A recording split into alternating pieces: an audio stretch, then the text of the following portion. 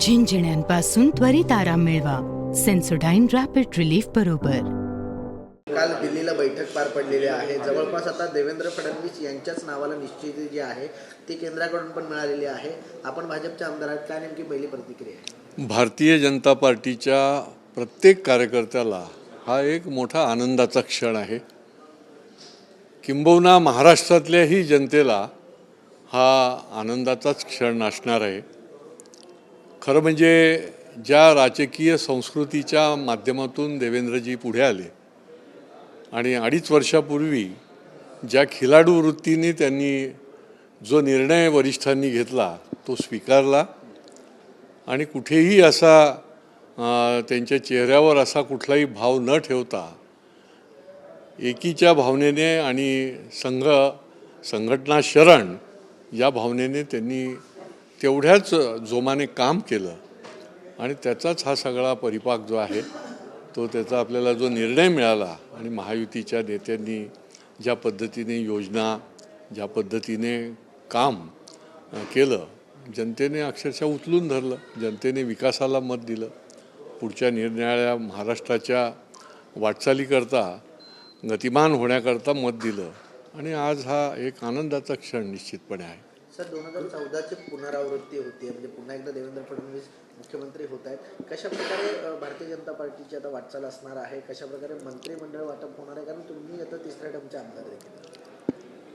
आता ही वाटचाल किंवा मंत्रिमंडळ हा विषय काही माझा नाही. हा एकतर आमच्या दिल्लीतल्या वरिष्ठ नेत्यांचा आहे आणि महायुती आणि भारतीय जनता पार्टीच्या आमच्या नेत्यांचा आहे. पण निश्चितपणे मला खात्री आहे की सर्वसमावेशक अशा प्रकारचीच ही मंत्रिमंडळाची वाटचाल असेल आणि जनहिताचे निर्णय घेणारं असं भरभक्कम आणि कार्यक्षम अशा प्रकारचं सरकार आणि मंत्रिमंडळ निश्चितपणे येईल. गृह खात्याकडे देखील अनेकांची मागणी आहे की गेल्या वेळेला जर पाहिलं तर गृह खातं हे फडणवीसांकडे होतं. आता मुख्यमंत्री एकनाथ शिंदे जे आहेत ते आग्रही करतायत गृह खात्यासाठी. नाही, आता हे तर चॅनलवरच आपण बघतोय सगळं आणि चॅनल निरनिराळ्या प्रकारची सूत्रांची माहिती म्हणून देत असते. आता आम्हाला प्रत्यक्ष याच्यातलं खरं खोटं काहीच माहिती नाही आहे. त्याच्यामुळे यावर मी काही भाष्य करणं आणि मागणी ही होतच असते ना. परंतु संदर्भात पाहायला गेलं तर तुमचं नाव येतं, संजय केळकर असतील, किसन कथोरे असतील, रवींद्र चव्हाण असतील, अशांची नावं येतात. कारण मागच्या टर्मला जे पालकमंत्री होते ते ठाण्याचे नव्हते, त्यामुळे ठाण्याचा पालकमंत्री असावा अशी सर्वसामान्यांची इच्छा नाही. ही स्वाभाविक असतं की कुठल्याही जिल्ह्यात, केवळ ठाणे जिल्हा नाही, महाराष्ट्रात की जनतेलाही वाटत असतं, कार्यकर्त्यांनाही वाटतं की इथलाच पालकमंत्री असावा की जो आपल्याला अवेलेबल असतो आणि त्याच्यामध्ये काही चूक नाही. ही मागणी जी आहे त्याच्यामध्ये कुठल्याही प्रकारचं मला काही ही स्वाभाविक मागणी आहे खरं म्हणजे.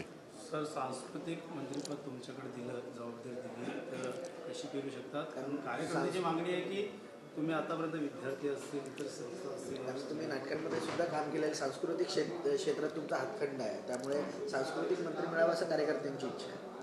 हो, आता कार्यकर्त्यांची निरनिराळी इच्छा आहे. जे जबाबदारी मला दिली जाईल, मी तर आपल्याला पहिल्यापासून सांगितलेलं आहे की पक्ष म्हणून आमचे वरिष्ठ जे काम देतील, जी जबाबदारी देतील ती आपण घेऊन ती समर्थपणे ती पेलायची, काम करायची, जनसामान्यांच्या करता ती निभावायची, अशा प्रकारची आमची मानसिकता असलेली आम्ही लोक आहोत.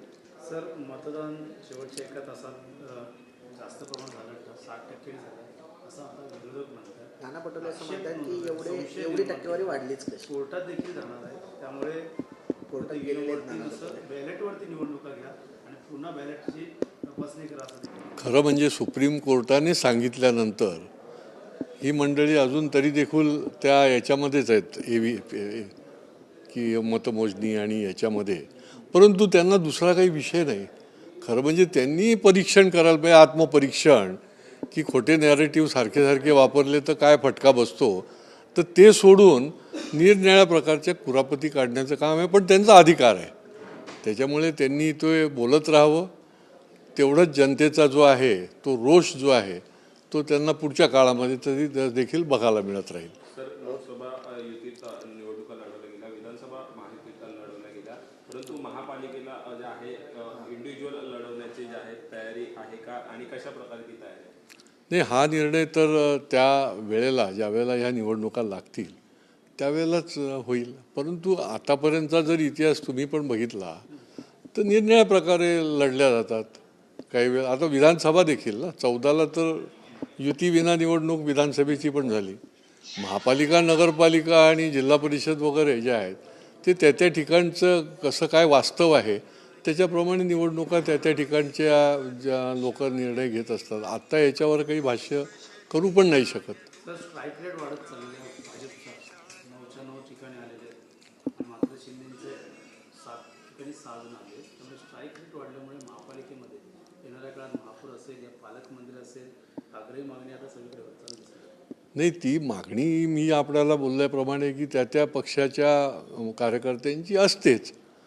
परंतु एका ठिकाणचा स्ट्राईक रेट वाढला आणि ते दुसरं राजकारणामध्ये शेवटी असं काही 2+2 4 झाले. आता लोकसभेला त्यांचा वाढला, त्याच्यामुळे त्यांचे खोटे नॅरेटिव्ह चालले म्हणून तेच वापरत गेले. नंतर आले 0, त्यांचा स्ट्राईक रेट अगदी खालती आला. त्याच्यामुळे प्रत्येक निवडणुकीत भारतीय जनता पार्टी म्हणून आम्ही शेवटी ही संघटन शक्तीचं काम जे आहे ते आम्ही सातत्याने करत राहतो आणि त्याचा निवडणुकीमध्ये देखील मोठा फायदा होत असतो. त्यामुळे पुढच्या काळामध्ये तो कसा वाढेल हे देखील आम्ही संघटना म्हणून बघतच राहतो. संघटनेचं काम सुरू आतापासूनच झालेलं आहे, नोंदणी सुरू झालेली आहे. कशा प्रकारची नोंदणी असणार आहे? बघा, भारतीय जनता पार्टी ही जगातली सर्वात मोठी संघटना आहे की ज्याचे करोडो म्हणजे मागच्या वेळेला 14 कोटी सदस्य प्राथमिक सदस्य होते. आणि आमचा हा कटाक्ष असतो आपापल्या जिल्ह्यामध्ये, आपापल्या मंडलामध्ये, आपापल्या विधानसभा क्षेत्र, आपापल्या बूथवर. जसा अमित भाई म्हणतात की मेरा बूथ सबसे मजबूत, तर ही देखील सदस्य संख्या जी आहे प्राथमिक सदस्याची ही वाढण्याच्या दृष्टीने लगेच आमचं संघटना जी आहे, आमचं सैन्य जे आहे ते लगेच कामाला लागलेलं आहे. आणि निश्चितपणे मागचा आकडा जो आहे, आता ठाणे जिल्ह्यामध्ये ठाणे शहर जिल्ह्यामध्ये आम्ही हा आकडा जो आहे तो 2 लाखाच्या वर प्राथमिक सदस्य निश्चितपणे आम्ही करू. अशा प्रकारची रचना जी आहे ती कार्यकर्त्यांची सुरू आहे. झिंझिण्यांपासून त्वरित आराम मिळवा सेन्सोडाईन रॅपिड रिलीफ बरोबर.